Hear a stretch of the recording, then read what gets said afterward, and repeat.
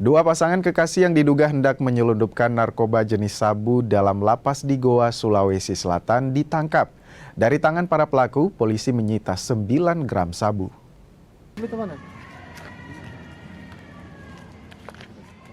Kasus penyelundupan sabu ke dalam lapas digagalkan. Sepasang kekasih berinisial AH dan DW ditangkap setelah hendak menyelundupkan sabu ke dalam lapas narkotika di Kabupaten Goa, Sulawesi Selatan. Polisi kemudian melakukan pengembangan dan kembali menangkap sepasang kekasih, LG dan RY. Keduanya ditangkap di Kecamatan Mariso, Kota Makassar, Sulawesi Selatan. Dari tangan pelaku, polisi menyita 9 gram sabu. Salah satu pelaku merupakan residivis kasus yang sama dan baru keluar dari lapas 1 pekan lalu.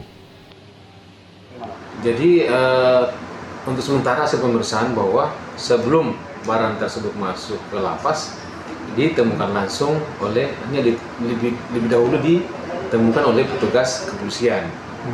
Namun hasil dari pendalaman bahwa sebagian barang telah disalurkan ke tempat lain, sehingga dilakukan lagi pengembangan ke daerah wilayah Makassar dan diamankan 2 orang terduga inisial LG dengan inisial R.